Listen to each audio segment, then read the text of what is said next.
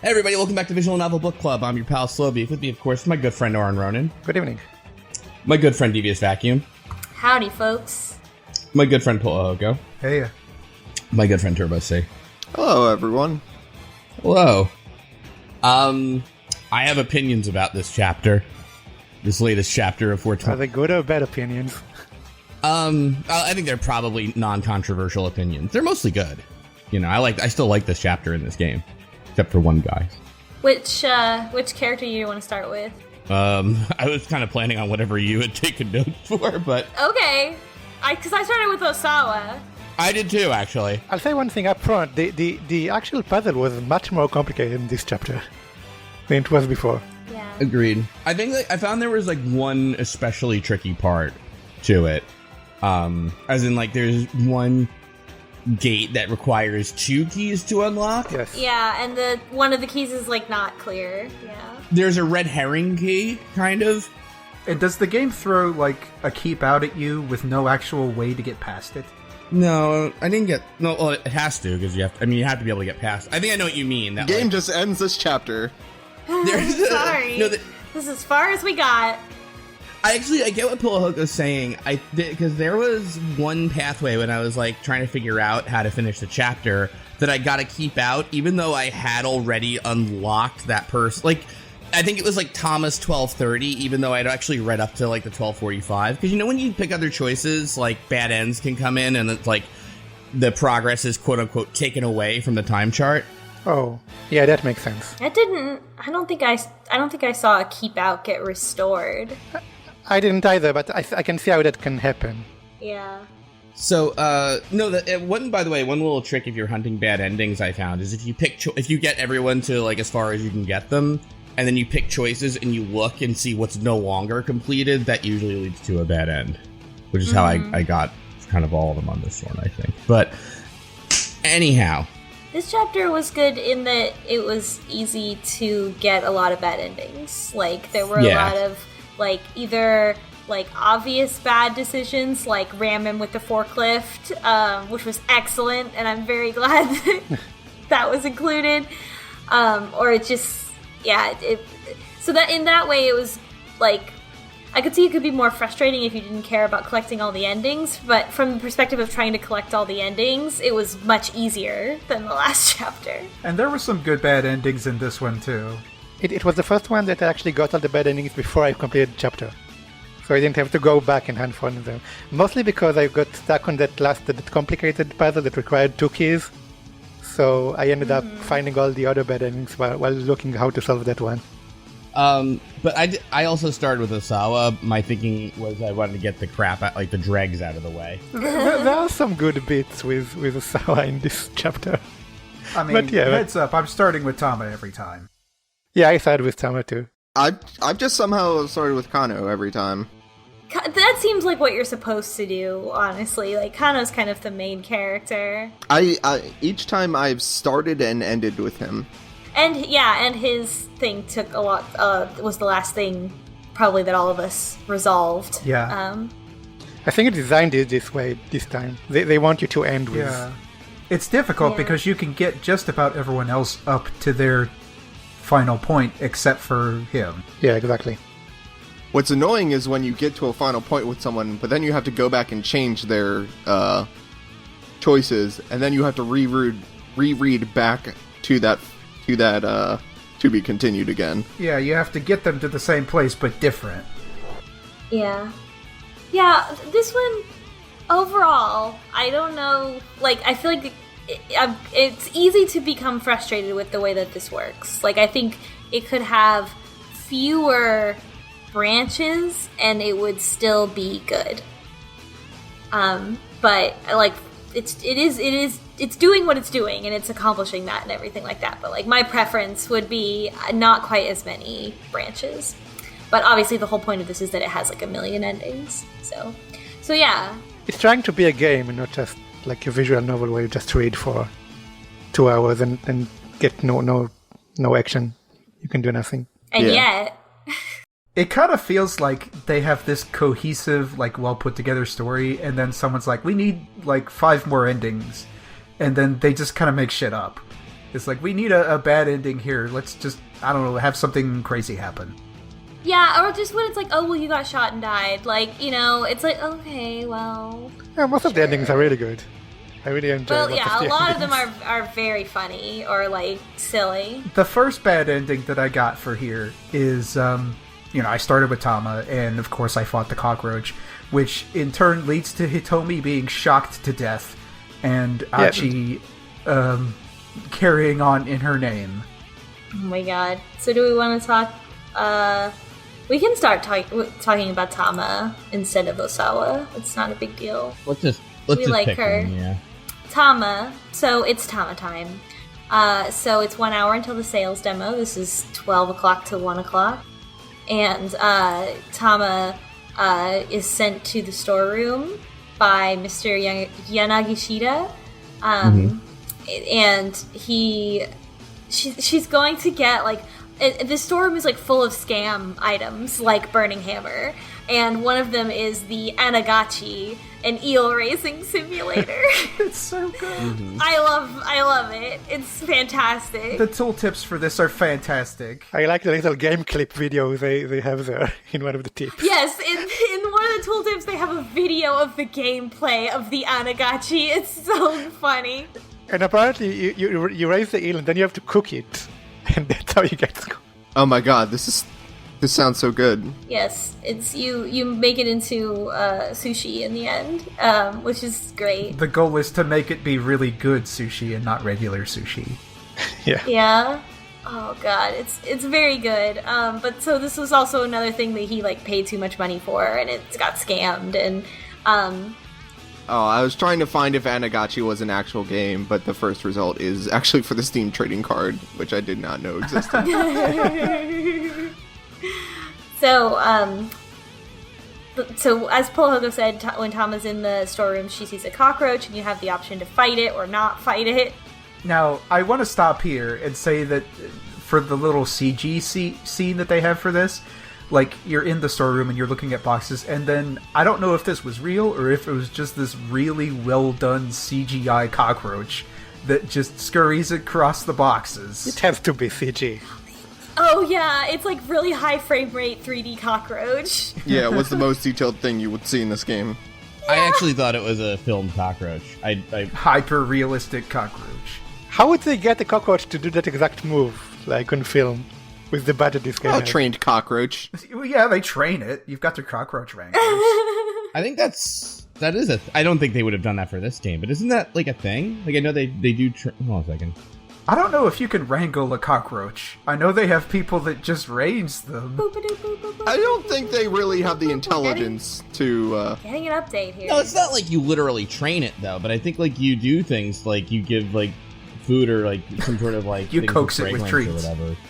Like, but I mean, they do it. I mean, there are like movies where like a bug's moving across a wall or something.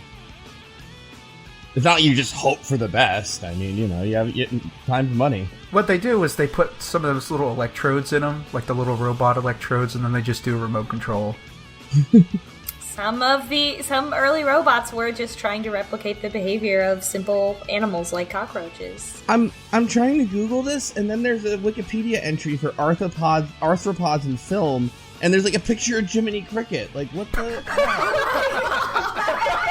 This is just in general about the history of mosquitoes. Just a wiki all about bugs in movies. Meanwhile, I got an article for cyborg cockroaches, so. Oh my god. List of famous cockroaches. Yeah, how insects are trained for TV and movies. Arthropods in film sounds like a fucking panel at like Comic-Con or something, you know? Like, Yeah, no, I'm right. God. They have like entomologists like do this for movies and stuff like that. Like you blow air at them or like fans and things like that, and they get like bugs to move kind of in the direction they want to. wow. Amazing. This is an educational podcast. Where we have these questions and we just quickly Google them like we knew the whole time. I mean, the people listening aren't gonna do it. Let's be real. Yeah, they don't have access to Google. They're gonna think about it, but then they're not gonna do it. Unless you were wrong about something, but I know if I listen to facts on a podcast, I'm just like, sure, whatever. I I should Google that later, and then I don't. Just blithely accept everything you hear. I don't even remember it. Podcast ends, I don't even remember what it was. That is kind of how I do podcasts, to be fair, yeah. Like, I'm usually doing something else, and I'll be like, oh, that part sounded interesting. Let me rewind 30 seconds. And then I go there, and I'm like, I gotta remember that, and then I don't. Yep. Anyway. So, Tama runs out of the storeroom and brings the Anagachis, and let's see. So they go, and then they go back to get the burning hammer, which is on the loading dock, and like it's like obviously like Mr. Yanagishita is like, they're like, where is the burning hammer? And he's like, oh, I left it out on the loading dock, but it's fine. The recycling guy hasn't come yet. Like, it's like right in the, like, with the trash. And so, of course, they go back into the loading dock to get it, and it's gone. It's driving away on a truck. And, he starts to run after the recycling truck, and of course they can't catch it. There's the wonderful shot of him running too with big text that says, like, burning hammer, come back. Yeah. And it's in English, in Japanese too. Yeah. Yanagishita is like easily runaway hero of this game, in my opinion. Yeah, he's the best character. Yeah, I love him. So he instructs Tama and Chiri to find the recycling truck, and you can choose to either go together or go separately. If it makes you go separately eventually. Yeah, it doesn't have any effect immediately, but if you don't go separately, then you'll get stuck with the Yeah, you don't get a bad ending with Tama, but you'll never be able to continue her story because you won't be able to jump to her again. Because you get abandoned in another place. Basically, Chiri, her name is, right? Yeah. Chiri needs to be somewhere for Minorikawa's story. And so basically, you don't know this yet, but yeah, she needs to be there. So you need to split up, basically. Yeah, so Tama goes off by herself, and she is walking in the square, and she bumps into Mr. Toyama and his daughter, who are on the move. They're on the run. I guess he didn't want to stay in his office and wait for Minorikawa to come back. So they become sort of the central figures of this chapter because they are the last pieces of a puzzle that's difficult to figure out. So she bumps into them, like literally, and then she bumps into his head again when they try to bow to each other. Yes. Which is very difficult to do in a costume, I think. Yeah, I feel like it wouldn't hurt. Like, it wouldn't hurt either of them because there's soft fabric in the way, but anyway. So then Tama, like, looks at the clock, it's like 12:35, and she's like, how am I gonna find this truck? And it goes to keep out. And let's see, when do we... So that keep out is unlocked by jumping from Chiaki. Somewhere else. From Chiaki, much later. Yeah. Much later. Yeah. Let's find the continuation of that in my notes. So that should be, I think then, as she's looking for Burning Hammer, Chiaki kind of comes up and... Now, Chiaki, remember, is the socially shy or awkward reporter who Minorikawa has asked to interview people for Shibuya Life. And Chiaki comes across Tama and basically is asking her, like, very nervously, like, are you happy with your life? Are you happy with your life? Are you happy? Yeah, that's apparently the question she's trying to ask people. but the only one she can approach is the one in the catsuit because she's too shy to approach anyone whose face she can see. Oh, there's such a good line where she says, are you happy with your life? And Tama responds, well, right now, as you can see, I am a cat. And then Chiaki, like, writes down cat.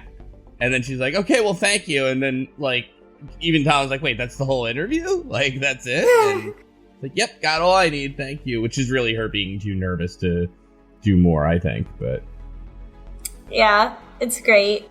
And she draws a picture of Tama in her little notes, too. Yeah. Tama's great in that scene, I should say. Yeah. In every scene. Yeah. So Tama gets interviewed by Chiaki, and then she isn't able to find the truck, so she returns to the store where Yanagishita is there, and he has found another scam item, which are these good luck pendants that were in the storeroom.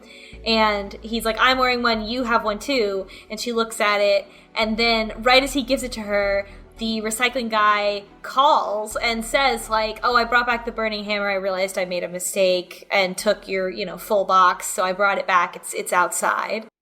And they're like, oh my gosh, did the pendant work? And then Tama makes a wish. She wishes that she'll get her money. Yeah. And so they run downstairs to go get the burning hammer back from the loading dock. But depending on when you come here and what choices you made in Achi's route, it cannot be there. During a great part in Achi's route where you get to choose to drive a forklift into a guy. So if you did that, it's not there. So, but if you just, I don't remember what the other thing is that you can do. You throw the crates at him. Yeah, you just throw the boxes. I like the band ending that you get, though, here, too, where they decide to try to sell the Anagoshi instead. Oh, yeah. And it doesn't work. It doesn't work, yeah.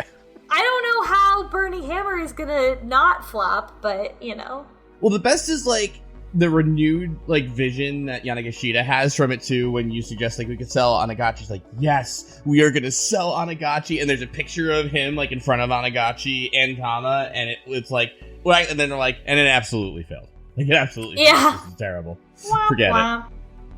So yeah, if you don't choose the forklift option on Achi's route, then Tama finds the boxes outside, but he still threw them. And this one was actually, I was kind of like, what do you want me to do? Because no matter what, all the bottles are broken because he threw the boxes. She opens the boxes and all the bottles are broken. To be continued. What are they going to do? It's time for the sales demo and all the bottles are broken. I'm going to predict that he's just going to whip up some random crap, and since they still have the bottles and boxes, he's just going to, put the bottles together and sell whatever he can make. I don't know. We'll see. Next chapter with Tama. Always an adventure. So who's next? Want to do Osawa? Let's get Osawa. Yeah, let's get Osawa. Let's get Osawa out of the way. All right. When we last left Osawa, who cares? He's in a bad he's a jerk and he's in a bad relationship, and he's pretty childish. He seems like he keeps trying to do well, do good with his life, but he's just ultimately kind of selfish and childish. But anyway, we start Osawa's chapter with his wife leaving the house because she just can't take it anymore, and he is left at home with Detective Banana. There's a bit about a trip he took with his daughter to the Middle East before that. Oh yeah, there's a fucking PowerPoint presentation about with a bunch of crossfades and I don't remember. This was the first thing I read, so somebody else tell me what happens in this. So no, he sees a photo in the album that he was looking at the end of the last chapter from his trip to the Middle East with Maria. Apparently he went there for his job, and Maria wanted to come along because she's interested in the Middle East conflict for some reason. So she wanted to see it in person, which is a great way to learn about conflict. Yeah, and Osawa contemplates about how it was just awkward because they ate food together, but they didn't speak to each other, and that's about it. I can think of this TV show where two daughters went to one of them went to the Middle East, and anyway. That's 24, whatever. So, I'm trying to be fit. I'm like, all right, nobody's getting this. No, I'm not updated. And that show is called Big Bang Theory. I haven't read the 24 wiki lately. That I wrote? D-Pack, how could you? There are more 24-like stuff in this chapter. Later on. I'm not kidding. I really think this game is kind of the funny version of it. On purpose, I mean. But. Yeah, I think that's intended. Most importantly, I think that Chiri does stuff in this hour that you can't possibly fit in 1 hour. And that happens in 24 all the time. Oh, yeah. So, Osawa. So he's his wife's gone. He's at home with the detective. And there's a whole comical misadventure where Tanaka, like, keeps trying to tell him stuff and, like, talk to him about, like, secret company things. And the Detective Banana keeps, like, interrupting or, like, being nearby during this time and is, like, because this isn't voice acted, I can't tell if he's supposed to be oblivious or if, like, he's supposed to be acting oblivious. Like, it comes across like he's acting oblivious to annoy everyone, but he's really, like, you know, listening.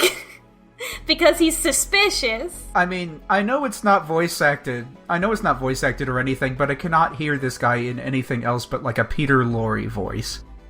Mm-hmm. Mm-hmm. Yeah, I don't know, very monotone for me is the only way I can think of it. He's extremely suspicious, though. Oh, I mean, yeah. This detective just tries to get into his computer. Yeah. Yeah. He's an interesting character. My theory is that he's suspicious of Osawa. Yeah. You know what I mean? Not necessarily that he's a bad guy, but that he's actually thinks Osawa has something to do with the kidnapping. Or he knows about the virus stuff. I think he's just very eccentric, and this is like their Francis York Morgan, like, oh, he's actually a genius detective, but he just acts weird and somehow coincidentally gets everything right. Mm-hmm. Like, this is his method of finding out these weird, complex cases. So Tanaka and Osawa are talking about, like, they go over their options. They're like, how could these clinical trial thing, they call them like trials, but it's like, obviously, I mean, I guess technically that wasn't what it is, but really it's a gross human rights violation. Right. How could this have possibly happened? Because, and it's revealed that, like, you have a couple different options you can ask of, like, what could have broken down in the security that would have allowed this to happen. And there's, like, it's like the vaccine was, like, kept, or the antiviral was, like, kept in a vault that required, like, Osawa and Tanaka's fingerprints to open. So, like, even if one of them was compromised, like, what are the odds that both of them would have been compromised and neither of them know about it? And they're just, like, they can't figure out how this could possibly have happened. I mean, I feel like it's gonna be the wife. Like, there's not that many people here. Mm-hmm. Yeah, they're trying very hard to make his wife look suspicious. Right. Yeah. There's something later that makes me think it's not the wife, actually, but I'm like, I'm kind of with you, like, up until this one thing that happens later. Like, it seems like they're really pushing on her to the point where she might be a red herring. Because they're making her very suspicious, they're making her completely unlikable. And she's also the daughter of the guy who they suspected took the medicine. I could see it being Tanaka and the wife, where she's like, I'm sick of this guy. We have a bad marriage. I'll get him put in jail, and then I'll marry this other guy. For other reasons we're going to talk about. Tanaka, yeah, and he seems to have, like, a good relationship with Hitomi, because Hitomi trusts him and wants to talk to him, and like, maybe he's, like, a better dad. Oh, I kind of took their relationship in a different level that the game seemed to want me to.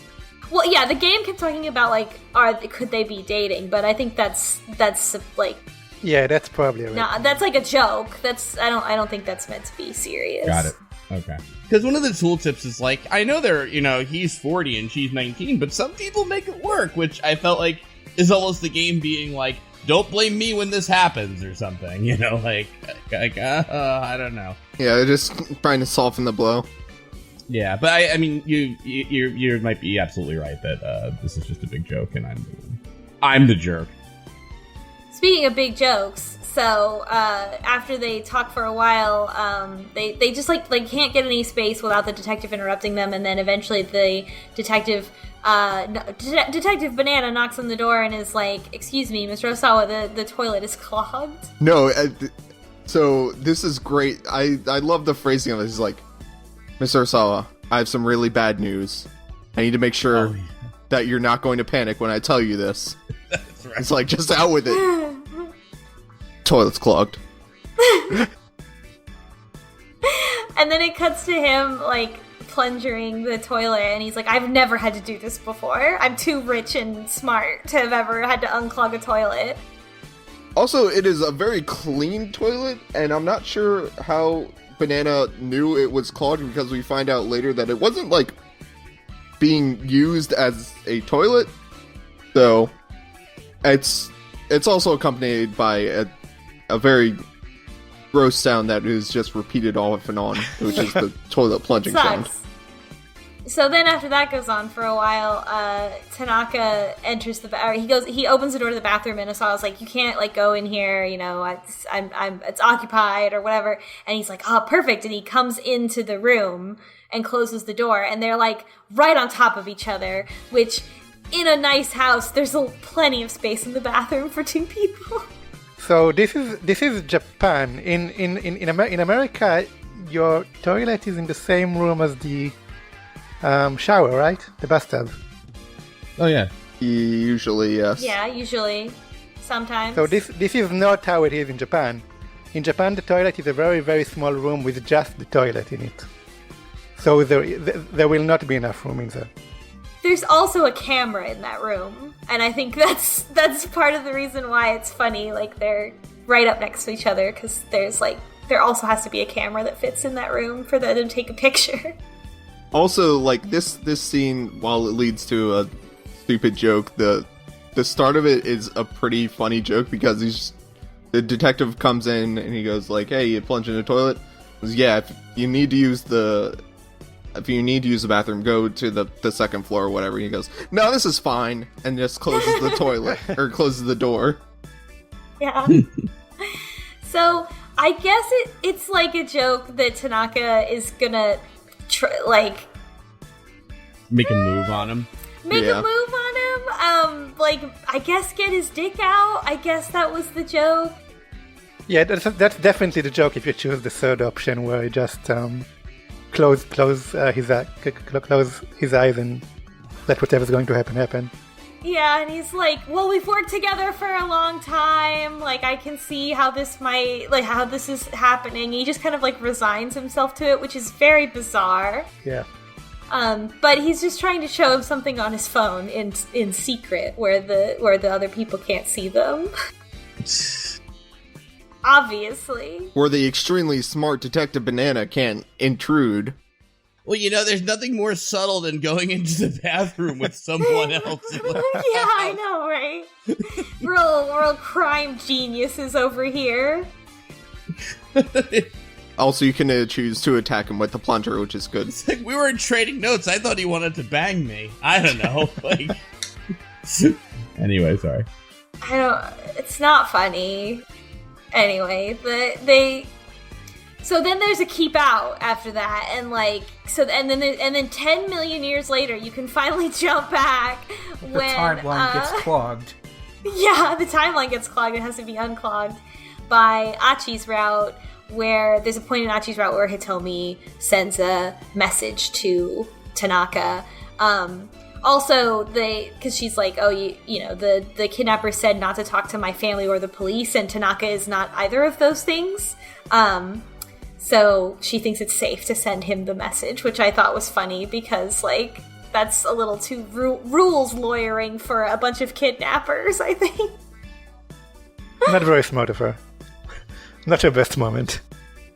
Oh. So Tanaka is showing Osawa the email from Hitomi, and before he reads it, he's like, why do you have my daughter's contact information? And Tanaka's like, it's a long story, I'll explain it, so please just read the email. And, oh man, even in my notes, apparently I wrote, I bet he is a better dad than you. Well, you really don't like that guy. Who does? You got me. I don't think he's a good dad. Like, I want him to, like, get what he wants, but, like, obviously what he, like, at this point, he's so far gone that in order to get what he actually wants out of life, he's gonna have to hurt a lot of people, and that's only his own fault. Yeah, there was a bit before that about how he doesn't like to talk when it serves no purpose. Oh, yeah. Oh, God! And the tooltip said that, like, his record was, like, 14 days in a row where he didn't speak to anyone. Reminds me of academia too much. He just seems constantly exhausted. And I'm not sure about what, but around these detectives, I can understand. I feel like the way this game is going, like the way the game's tone is, maybe I should say, the end game is gonna be something where he, like, this whole experience, it makes him realize that he's not close with his daughter, like kids like he should be, and he's gonna be a better a better person out of it. That just seems to be like where I would guess this is going. Yeah, it seems like he's gonna move to America and leave his wife for sure. I want to say one thing. I mean, I don't really care for the character, but his scenes are really well like photographed and put together. Like the mood it's got a certain mood to it. Yeah, it is the moody story as opposed to the rest of them, which are mostly comedic. Yeah, like this is supposed to be like the super serious one. It's like and espionage. then you've got the super serious one, and it's like the scene where they just keep cutting to the inside of a toilet. Yeah. There is one where they take a picture from inside the toilet. Yes! Oh my god, I forgot about that. I was like, wow, mad props to y'all for the toilet perspective shot. That's so funny. They're just sitting there thinking like, where's all the places we can put a camera? Great, true artists. Anyway, so Osawa's route continues when we jump from Achi's route after we see Hitomi send the email and Tanaka receive it. And what does the email say? She just kind of says like, "Oh, I'm okay. Like we're on the run." There's a guy with a gun, and he might be trying to kill me. Someone's chasing me with a gun, but don't worry, I'm okay. Yeah. That's right. So, though, there was something about the initial phrasing which was like, "I'm with a guy with a gun," or something like that. Odd, and yeah. to the point that I was like, "Wait, Achi has a gun?" Yeah, I actually was kind of thrown by that too. She does phrase it oddly, but then I kind of like realized like, oh wait, you mean like they're being chased? Yeah. Yeah, but I'm imagining this is going to lead to a weird situation later because of that phrasing. Well, but can you imagine too? Just like, somebody with a gun is chasing me. Try not to worry. Though I probably won't die. Don't panic, but I'm bleeding profusely and my carotid artery is severed. If I die, the timeline will just fix itself anyway. I don't know why I'm bothering. P.S. How is the virus stuff going? So then they have this information, but they don't share it with the detective. I think that I think Hitomi says like the kidnapper said not to talk to the police or family, and so they don't. So this finally we've come across information that they actually should share with the police, and they still don't. And I think that would get Kajiwara off their backs a little bit. But he continues to bother them, and Osawa is finally like, I need to get out of here, and he goes outside. Yeah, so the detective comes to his room with the bathroom gloves still on. Oh, right. Dripping wet. Oh, yeah. Yes, that's so funny. Yeah, he's at his computer, then his gloves are still wet, and the camera like really focuses on those wet gloves with all the toilet water on them. And he asks Osawa to praise him for fixing the toilet. Yeah, before this, he goes into like the toilet because Osawa's trying to unclog it and not having any luck. And he's there with like his gloves and his book and is like, "You having some trouble there? I could probably do that. I mean, you're the genius virus scientist, but you can't unclog a toilet. I could probably do that." Well, doesn't he has like some kind of line too, doesn't he? Where he's like, I'm a really good detective too, and I usually don't find myself like watching some dude like at his house, Yeah, Osawa basically berates him while he's standing there with the wet gloves, and he's like, "Bro, hold on. Here, I'm a great detective. They're making a manga out of me." And then he tries to explain the plot of the manga about a telecommuting detective. Yes. Oh, God. He's so good. Kajiwara is really the bright spot of this whole thing. This whole horrible plot twist. A lot of the side characters are a lot more enjoyable than the main characters. I want to know what his deal is. It feels like Kajiwara is bothering Osawa, like on purpose. Like this is his shtick, and because he keeps frustrating him in a way that like leaves him vulnerable. Like in this case, the correct option is to go outside, and you leave your computer. So he leaves his computer like just on and open, and just goes outside and leaves Kajiwara in the room with the computer. Yeah, well, I don't think that's exactly how it happened. So That's before that, the ending. yeah, but Kajiwara he leaves the conversation to him being good with computer, and then just tries to take control of the computer from him. And opens the web browser. Yeah, puts the wet glove on top of Osawa's hand. Right, and that's what puts him over the edge, and then he leaves the room. Or you have the option. Well, but they first go to Ayanet. Yeah, they go to Ayaka Miki's website because they're just the pop star that he likes. Oh, yeah. Who is a real person, by the way. It's a real singer who sings this game's theme song. I mean, she's in one of the game. So, but if you want, all the albums are real albums that they talk about here. You can go find them and listen to them if you want to. That's great, actually. And then you get the option, but is it here that he gives you the passport too? Not the passport, the plane ticket? If you decide to stay in the room, he will give it to you immediately. If you decide to run away, he'll give it to you later. See how that's any different than what I said. Yeah. So, in order to do the puzzle, you have to go outside at this point. And as he goes outside, he sees the loan sharks that are chasing down Toyama. And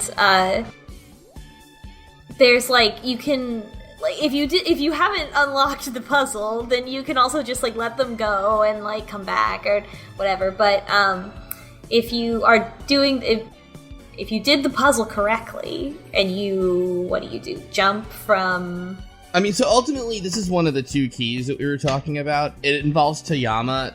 Toyama can't be on Kano's route for later on in Kano's story. The problem is, to get him out of the route, you need to direct Toyama, I think from Tama's route earlier when she bumps into him, and now here in Osawa's route where he has Toyama. No, it's from Minorikawa's route where he talks to him on the phone. I don't know about that. Minorikawa tells him on the phone to keep moving. I would check your time chart on that, because here's the trick to this chapter. That choice won't appear on Minorikawa's correct route anymore. I know, it's crazy. Go check it though. Yeah, I know, but the two keys are the one on Midorikawa. You have to have that phone conversation with him and tell him to stay in that. You can't. Oh, sure, you can. You see what I'm saying? No, you can't. No. What I'm saying is there's a wrong route with Minorikawa where he gets the option to tell Toyama, hang out stay where you are, or go somewhere else, right? And you should tell him to stay where he is. Right. But no, wait, on the correct route, that choice disappears. You can't go back to it because it doesn't exist on that timeline anymore because he bumped into Tama and he won't call Minorikawa. So, the way I did this was super weird. So I got the fail state with Kano, tried to figure out what the two keys were, went to Minorikawa, told Toyama to stay where he is, then went back to Osawa, didn't change, and by the way, it was already on that choice with Minorikawa, so I went back to the old dad dude, and it didn't even give me the choice of whether I wanted to stay in the room or leave the room. It just automatically went to leave the room, and somehow I got to the Toyama being there. What I'm saying is what's confusing about this is if you go back to your winning route, right now even, and go to Minorikawa's choice, that choice to tell Toyama to stay or go is no longer present. Is it because of that jump? No, it's not a jump, it's a choice. It's the branch. That's weird, because I definitely had to do both of those to get the winning state. I'm telling you, because I could swear on my life, because I didn't have the other, and I'm like, well, the two keys are obviously Minorikawa's call and Osawa, where I didn't know about Osawa at the time, but then doing it, I couldn't find Minorikawa's choice. I mean, I looked up and down that thing, because I was like, this must be it. Well, and anyway, in the winning route, you meet them and you help them over here. That's fair. Yes, and Osawa helps Toyama and his daughter. They hide in the bushes, and if you say, you can refuse to help them, and then bad ending. And if you agree to help them, then they go hide in his shed, and the loan sharks show up, and then he says they went that way, and points some other way, and then he's like, you guys, they're gone, and Toyama's like, I think we're just gonna stay here for a while, if that's cool with you, and he's like, sure. I like how they play up how pathetic Toyama is, just in every single aspect. Well, he sucks, to be fair. Yeah. Yeah, he does suck. His daughter seems to be really angry at him, too. Well, wouldn't you be? When Osawa looks at her, he's like, oh, her cold dead eyes remind me of Maria. Like, something like that. Her, bad attitude reminds me of Maria or something, which is funny. So then when Osawa comes back inside, that's when the detective informs him that the thing clogging the toilet was his plane ticket to America. Dun, dun, dun. And the only one who knew about it is Ai, right? Yeah. So he goes to Ai's.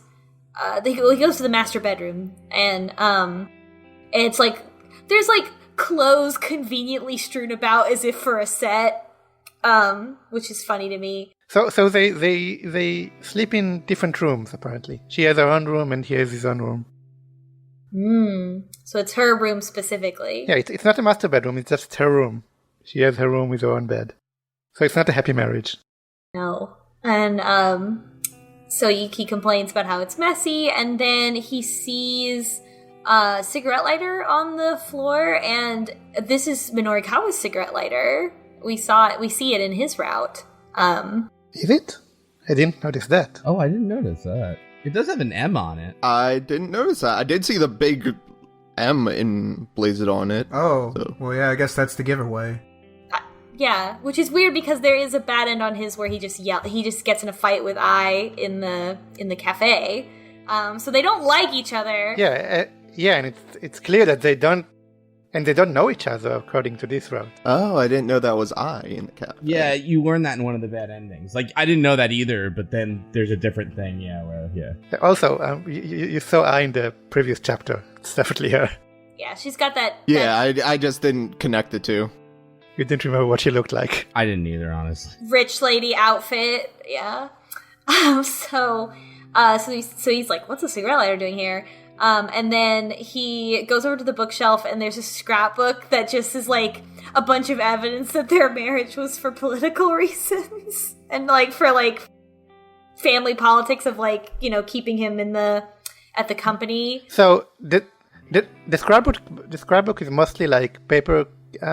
Newspaper clippings of everything he ever did, which is normal. A wife would keep that if her husband's successful.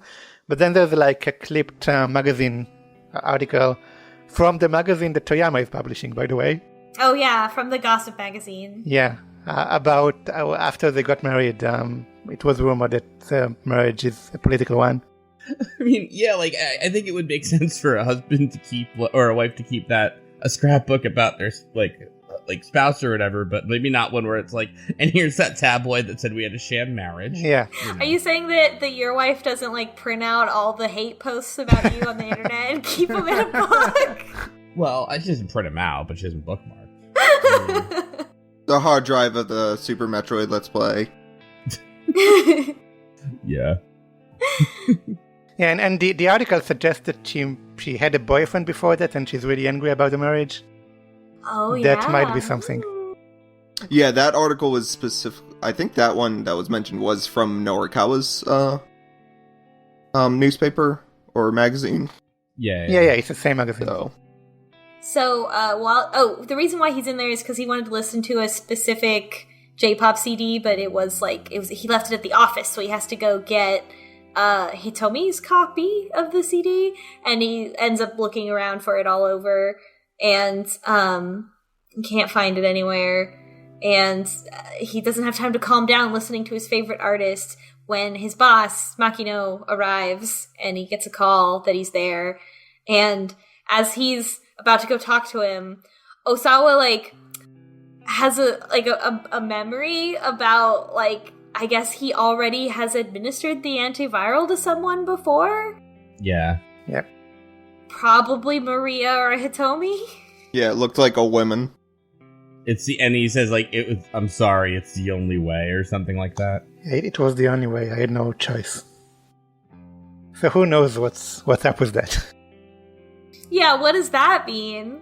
And then just thrown, like, this is why I think also I don't like this guy, because he's not telling us he's not even telling us the whole story. Like, he's lying to himself so bad that he just, like, has this memory that he did this, and he's like, oh, but that couldn't possibly be related to the, like, corporate espionage.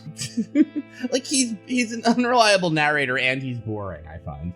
None of the characters in his arc is reliable. Like, none of the detectives you can trust. Like, it's just a whole circus, this pathway. Even his toilet doesn't work. My toilet's conspiring against me. My toilet's a metaphor for my marriage. Anyway, speaking of unreliable narrators, did you notice that Tama is the only story that's written in the first-person perspective? I was gonna say that. Yeah, you're right. I forgot about that. Yeah, she is the only one. I don't get exactly why that is, but maybe it's also something. Tama's the main character. Because, well, I mean, I guess they're, like, trying to disguise her identity still, in a way, so maybe it's weird if you refer to her as Tama, because wait, that's the mascot, right? A couple characters just call her Tama, though. Yeah, Tama's the character, I would think. Yes. I'm guessing she doesn't remember who she is, really. I'm saying one possibility is in third person, it's a little weird to call the character Tama when it's not, you know. I mean, I don't think it's that weird, but it's possible that's why they did that decision. Anywho. So, that's the end of Osawa's chapter. So, do we want to go to Minorikawa next? I mean, I feel like Minorikawa is the best, but y'all tell me. I'm happy to go wherever. I think Achi may be good now because we just talked about Hitomi a lot. Yeah, let's do that. All right, let's see. Where do we start with Achi? They were just about to run away from that gunman that they saw, like, across the square last time, and they ran away from him, so we pick up there.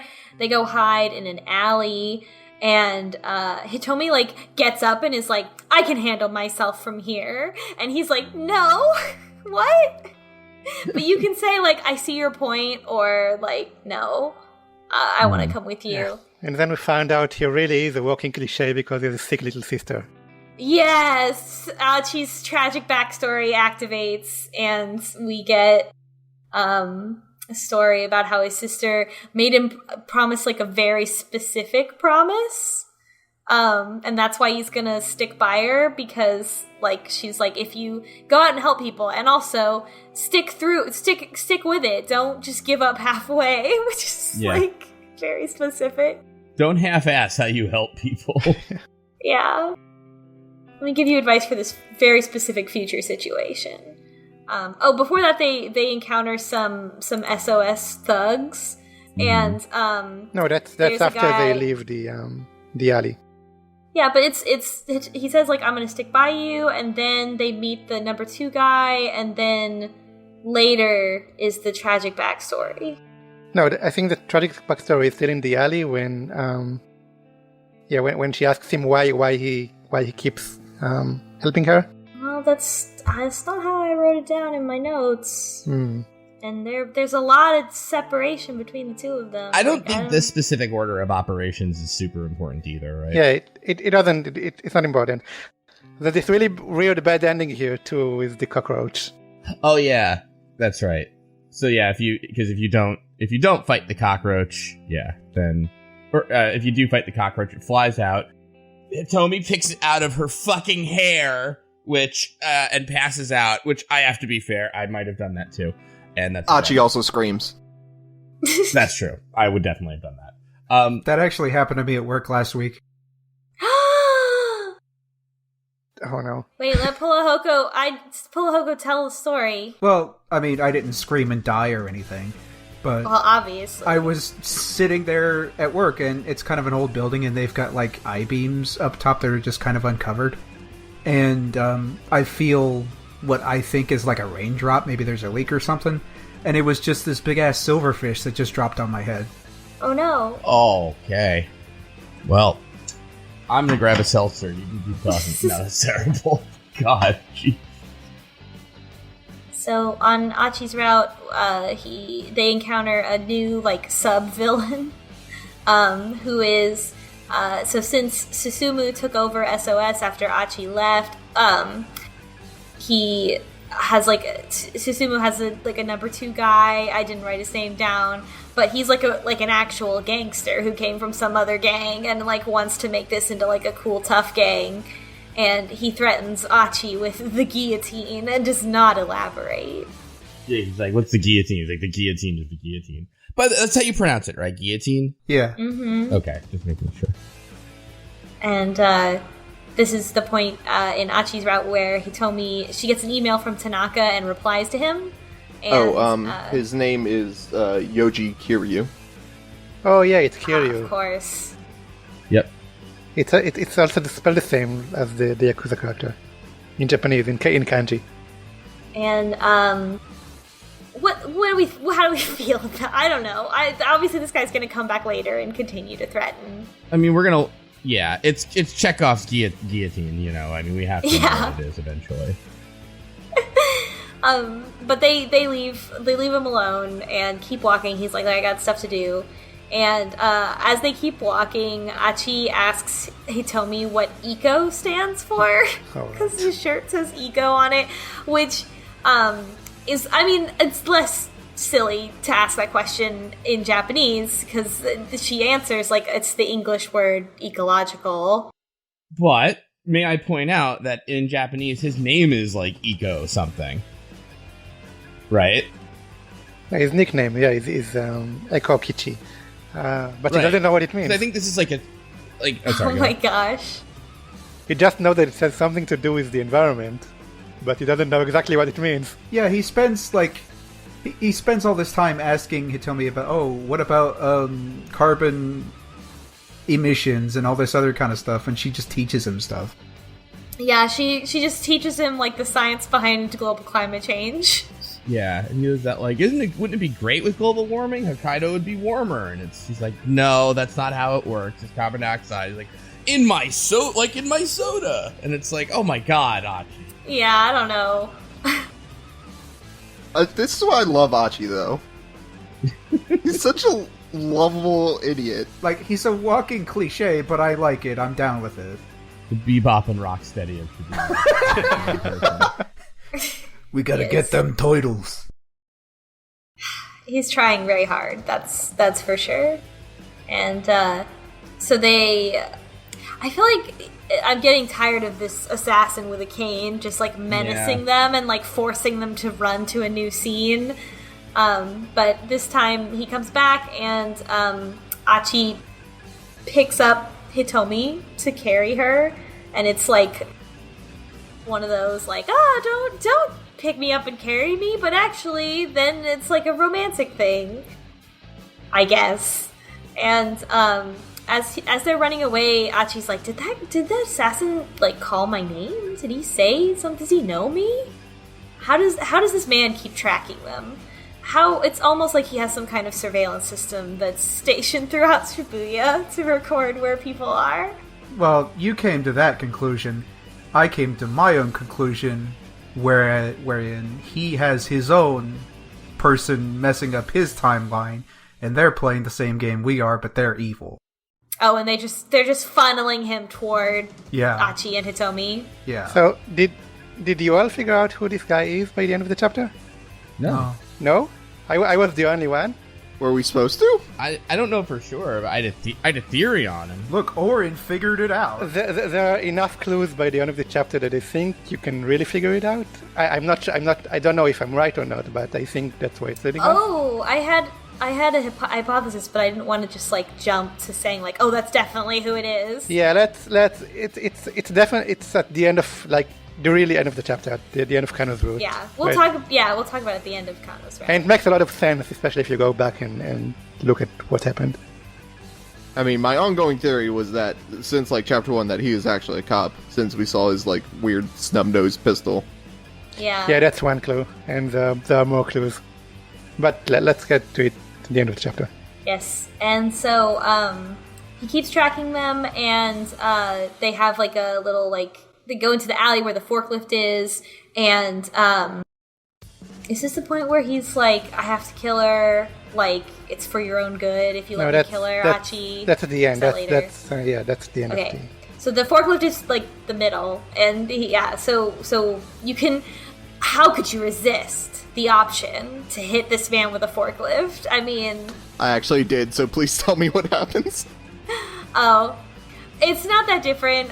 It's just that he doesn't hit him with the forklift. He just like drives the forklift up to him and then stops it so all the boxes fall off on top of him in a comedic fashion. It is pretty great. Yeah, and the reason that the stuff isn't there anymore for Tama is that like the janitor guy hears the forklift motor and he comes out to see what's going on, and Achi runs away and he's like, "Don't forget to recycle that glass." Yeah, so he's cleaning all of it up, so their burning hammer is now nowhere to be found on that recycling deck. As opposed to Achi throwing the boxes individually, one after another. And not knowing what's in them, I guess. Well, I guess he breaks all of them, but the boxes are still there, and they don't look broken from the outside, except for that one. So it's possible, like, the recycling people, when they go to return, are like, I don't care what's in it. You know, I don't care for all those broken glass sounds, I guess.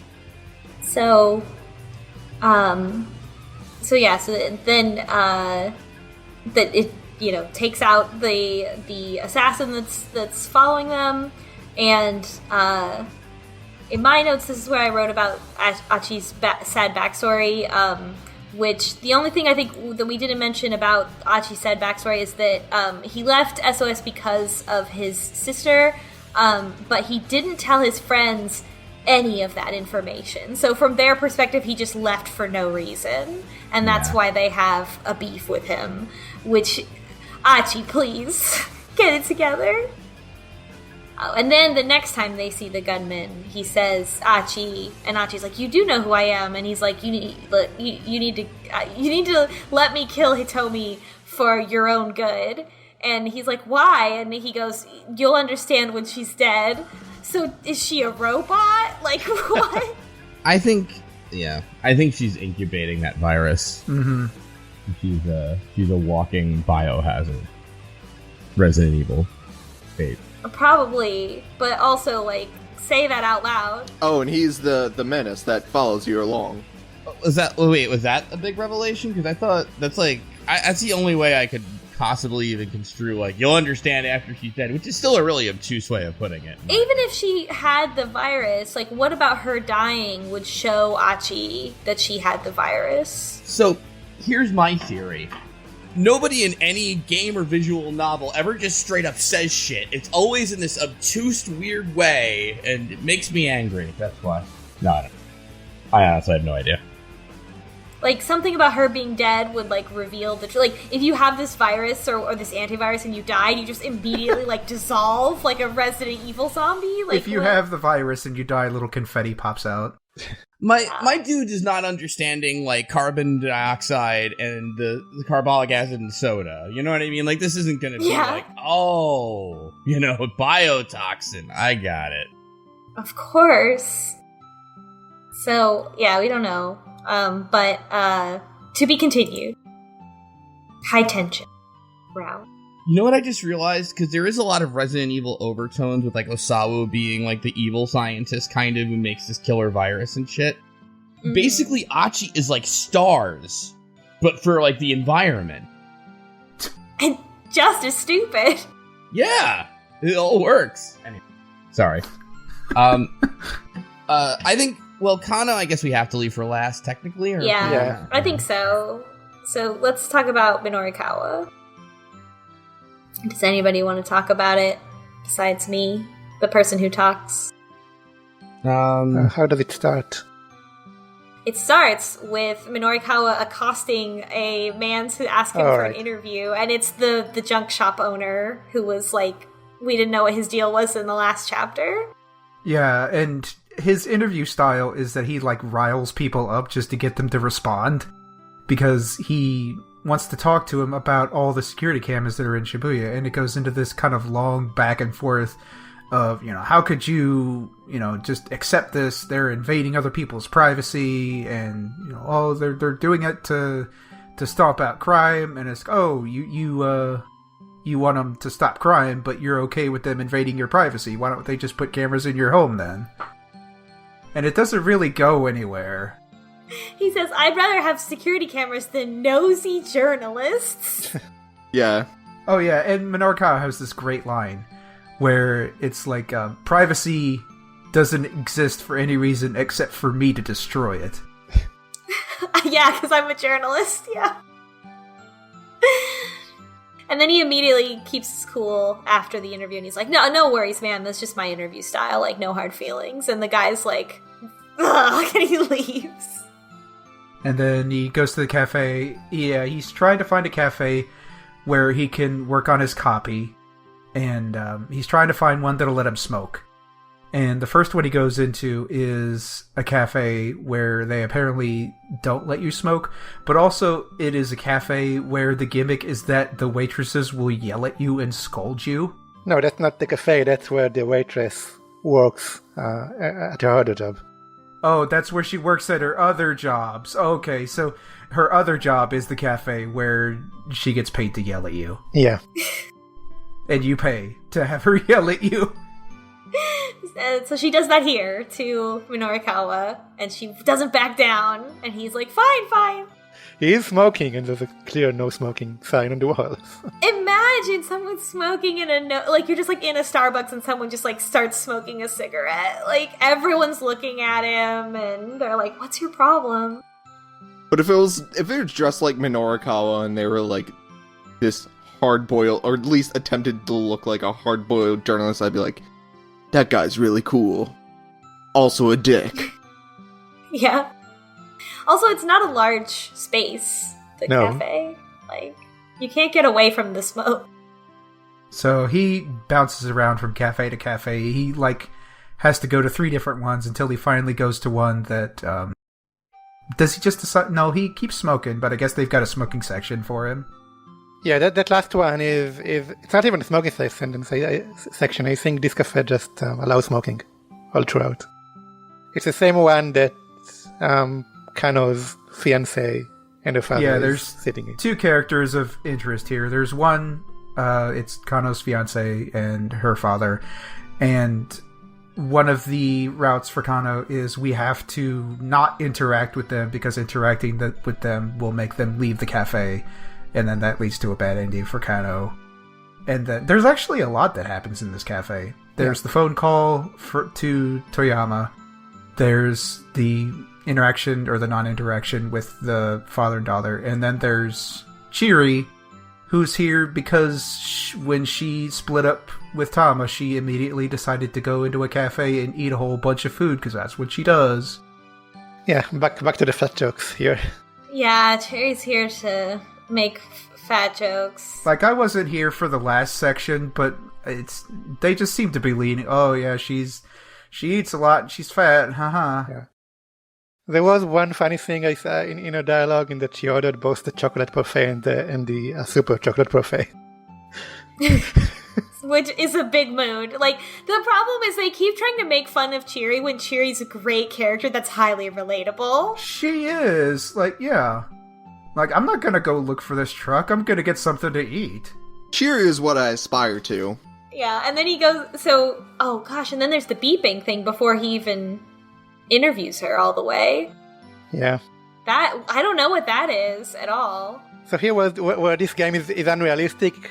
So this game does say that Chiri eats all of her food in 3 minutes. But I think just getting that food ready and to her table will take more than half an hour. And there is no time for that. Yeah.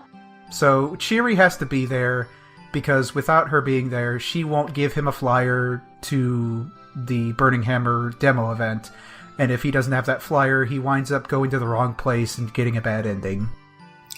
And but like as he's heading toward Chiri's table, then he does like this beeping goes off, and he's like, I have a bug detector, which is a device that beeps because when there's a listening device around. Yep. And this is where you get the bad ending that he gets in an argument with Osawa, who's also at the restaurant, or Makito, because she doesn't have her name changed. Anyway, she's there, Osawa's wife. And she has a listening device on her for some reason. That's the revelation. Yeah. But we don't get any more information. They just get in an argument and it's a bad ending. And you might not see that at all if you just choose the right choice. Yeah, this route, Minorikawa's route, is a little weird in that you have to progress by basically ignoring things. Yeah. And after you've ignored everything, then you interview Chiri about her diet.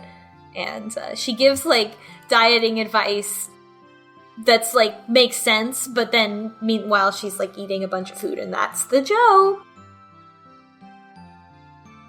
And, let's see. Then, like Pola said, there's the Toyama call, and then there's a keep out. How do we get back from that keep out? Which one is that? Is it a jump from... I think it's a jump from Achi?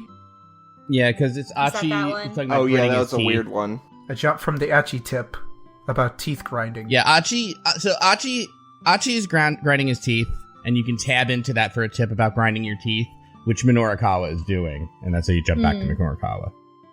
Yeah, so then he completes the interview and gets a call from Chiaki, and she's gonna bail, and if you, like, made the wrong choice on Kano's route, then Chiaki, like, totally bails and you get a bad ending, but if you didn't, then Minorikawa goes to help her, and he goes to talk to her in the square, and this is where she's like, oh, I only interviewed one person and it was Tama, and she has a very cute drawing of Tama. Yeah. I love this entire sequence just because of the two girls that are with them. Yeah, there's extras in this that are these two small girls with big lollipops that are just, like, looking at Chiaki, like, they're kind of judging her, and they're also kind of rooting for her. It's very cute. The Kinder partners are called, right? Yeah. Yes. And I like this because if you did Kano's route first, then you would see Chiaki trying to interview them, and, like, you wouldn't realize that it was her, maybe, because we haven't seen what she looks like. Mm-hmm. But all she's doing is she's standing out on the street with this notebook and just asking people, are you happy? And they can't tell what she's getting at. They think that she might be some kind of cultist. And it's Kano and what's his name? Sasayama. Sasayama ends up just kind of, like, taking her off somewhere, and that's why she's not there for Minorikawa. But when she's there, Minorikawa gets with her, and he tries to give her a pep talk about, how conversation is like a tennis rally, and, you can play tennis by bouncing a ball off a wall, but it's not as fun because you always know where the ball is going to go, and part of the fun of conversation is not knowing where it's going to go. It's like that Eugene Levy thing from American Pie, but without the sexual subtext. That's literally the metaphor. Just don't react if you remember that. Perfect, thank you. All I remember is the pie. So I love that this pep talk works. Like, she's never thought about this before. Like, she has all this time been a journalist and never figured out how to enjoy talking to people. And so she goes out there, and she's like, I'm gonna go interview someone, and who does she flag down but Leland Palmer? Mm-hmm. They don't identify him, but it's him, for sure. And then it's, so she's doing it, and so Minorikawa can leave her, and it's time to go to the sales demo, to be continued. Alright. Yeah, so Minorikawa intersected with a lot of things, but his route, like, wasn't actually, it was just him doing his job. I love him still, though. I'll tell you why. I'll tell you why at the end, but I think he's my favorite character. He's if you were going to immerse yourself and be any character, I would want to aspire to be Minorikawa. Aww. That's how strongly I feel about him. Anyone but Osawa, really. But anyway. Who's left? What's his face? Kano, of course. Alright, so Kano is tailing the attaché case still, and he and Sasayama's still dressed as an otaku, and they come across, they're on the street, and they come across Chiaki, who if you did Kano first, you might not realize this is Chiaki, and they just kind of are like, who's this girl trying to do an ethnography out here? And you can say like, oh, I'm going to talk to her, oh, I'm not going to talk to her. And if you talk to her, she gets upset, and that fails Minorikawa's route. Sasayama, escorts her to the train station. Also, there's another choice before here that is inconsequential, but it's a funny aside between Kano and Sasayama, which is them trying to figure out why they are tailing this for so long. And they're like, wait a second, what if the money's not in the case anymore? I like how you have the option to like guess a bunch of things that are wrong. Yeah. The one I picked was that they are quietly smuggling money out of the case with each person. And like, all right, so they each take a stack of 1 million yen out. So, how many people would that be? 1 million divided by 50 million. Okay, that'd be 5 people. Wait, no, fuck, 50. And they're like, oh, that's so many people. We'll be tailing them for days. I want to know where they go with this, though. Like, I'm actually interested in why the people don't seem to want to get away. I mean, I feel like they have to be, like, distracting the cops from, like... Well, I mean, I guess, like, my theory is they've lost Maria, who is now Tama. They're trying to kidnap Hitomi. To do this, they're leading the cops around Shibuya chasing this money while they're actually trying to capture Hitomi on the back end to present her at that. No, we still got Maria. Exactly.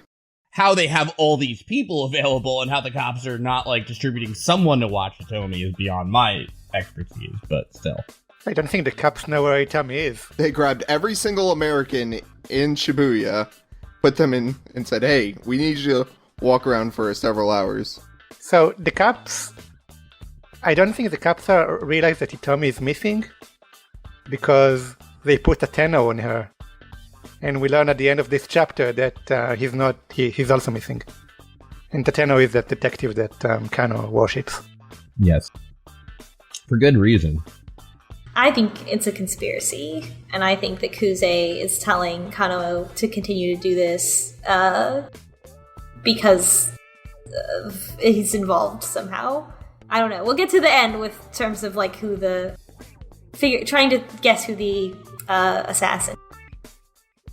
But Kano flashes back to again to the incident with Tateno, where he covered himself in gasoline to talk down the suicidal guy. And the dictum is a police officer never loses sight of what he's supposed to protect. And I'm glad the dictums are back in this chapter. Mm-hmm. Also, gasoline ignites off the fumes, so never ever do what Tateno's doing. Just a little pro tip. Yeah, don't cover yourself in gasoline. Please. Yeah. No. It's not a good idea.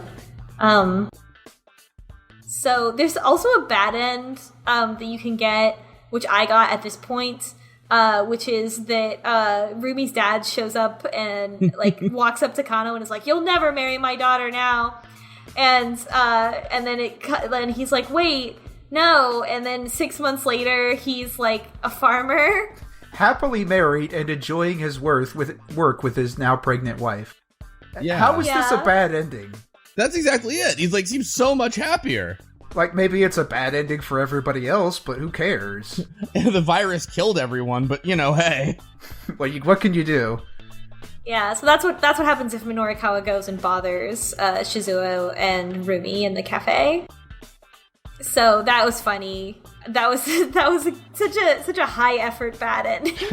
Yeah, like he's in his little farmer's outfit and like the crops and everything. It's pretty wonderful, yeah.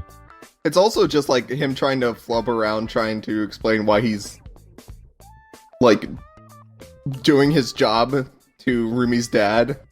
Yeah, and he doesn't care. I think there's a police conspiracy. I think I said that last time, and that's why Shizuo is here as well, because he used to be a police officer. I think he didn't want to be part of the conspiracy, and that's why he hates cops now. And he's gonna, in like 5 hours later, or however many chapters we have left, he's gonna be like, "I'm back on the force, baby," and he'll be the good cop that we team up with. Oh man, that would be good. So if that doesn't happen, then Kano and Sasayama come across 2 men carrying another one who's bleeding from the head. These are the SOS gang members that Achi beats up in his route. And you can, like... And they've been through the guillotine, apparently. Because that's what he threatened he was going to do to them when we left them with Achi. Yeah, and he just got beat up a lot on his head, and he's bleeding a lot from his head, which is not what a guillotine does. No. So you can, like, choose to, basically, like, ignore them or take them to the hospital. I mean, in a very loose sense, that's what a guillotine does. Yeah, I mean, it does hurt your head. It does make a lot of bleeding happen from the head region. You could do that with a guillotine if you didn't know what you were doing. If you missed. This is the world's worst executionist. Like, if you just push it over onto somebody. So, if you hit someone with it. Yeah. So if you take them to the hospital, then you get more information that they're from SOS, and yeah, it doesn't have any consequences though for the rest of the story. Yeah, because they continue to follow the guys with the briefcases. They're still following them, and then you get a major roadblock, which has to be solved by everyone together, which is whether or not Toyama and his daughter are in the park. Because we can't tail people when this man is in the park getting accosted by loan sharks. So at this point, they decide to disobey their orders and just go and arrest those guys when they do the transfer. Ah, yes, they're going to do like a pincer attack. Yeah, and when they're trying to do that, then Toyama interferes because he's in there. Yeah, if Toyama's making too much of a commotion, then yeah, it doesn't happen. But by the way, Turbo checked. I'm wrong about the choice disappearing. I swear it wasn't there for me though. Like I can remember exactly like that timeline, and it I don't know why it wasn't there for me, but yeah, guess you do have to do it in Minorikawa's timeline. Fine, whatever. I'll eat crow. I was just gonna keep it secret that I was right, and I can hold it above your head forever. But you know, if you want to broadcast it to everyone. Well, the audience should be able to help you hold it above my head. Oh, okay. Yeah. Well, the audience shouldn't look for it in their game and then be like, what was he talking about? Everyone post your screen caps to at slowbeef on Twitter. So, after you unlock the complicated puzzle, which is just Minorikawa has to tell them to stay put, and then Osawa has to shelter them, then they're not in the park. And so when they're not in the park, then Kano and Sasayama both try to run down the 2 men involved in the briefcase transfer. And Kano tackles one of them, and then you can, like, I don't think it matters, but you can choose to, like, handcuff your guy or help Sasayama. And either way, you are suddenly interrupted by an American from the U.S. Embassy who arrives. I want everyone to think up a fake American name off the top of your head. And it will guaranteed still be better than what they came up with this guy. His name is Jack Stanley. Yeah. So what happened is that the guy that Kano tackled holds a knife to him and runs away. And then the American comes up in the car and just stops him. He takes him out with a cool American spy move. American action hero move. He kicks the knife out of the air, right? And then he jumps the car, knocks the guy down somehow, and then just kicks him in the goddamn face. He's out. He's arrested now. Yeah. I mean... And no one has any idea what's going on. Kind of like calls... Or he talks to Kuze, and Kuze's like, you're gonna listen to that guy now. Like, I'm not gonna fire you for disobeying orders, because now the U.S. Embassy is, like, taking this over, and we have to listen to them. Dun, dun, dun. And Jack Stanley is, like, kind of, like, looks at him, and he's like, this guy's killed someone before. To be continued? Well, wait, the last thing we find out is, like Oren referenced earlier, the guy who is supposed to be getting Hitomi back is the famous detective Tateno, and he has been out of contact for a long time. Yeah, and that's what makes me think that he's the one that's the one with the gun that's chasing them. Yeah, and in the flashback, you don't see him. You don't from see the his front. face. He got a call in the previous episode right at the very beginning that distracted him. Do you remember that? Yeah. That's exactly coincides with the time that Kano tries to call him. To call Tateno. So I think it's definitely him. Also, he walks with a cane from when he lit himself on fire with gasoline mistakenly. He breathed the fumes and it messed him up. Yeah, it was a bad call, no matter how you sliced it. It's not really a heroic thing. It was really stupid. So I also think the assassin is meant to be Tateno, and if that's the case, then my conspiracy theory is that that's why Kuze is no, keep tailing the guy, because that was that setup was a larger setup to allow Tateno to kill Hitomi at the point where the thing was supposed to go on, and now that it's not happening, it's supposed to happen, and they're just all trying to stall for time. I don't think Kuze is on it. I think Kuze was following orders from the United States Embassy. Who knows what they're up to? He doesn't seem to know what's going on. He's just following his own orders.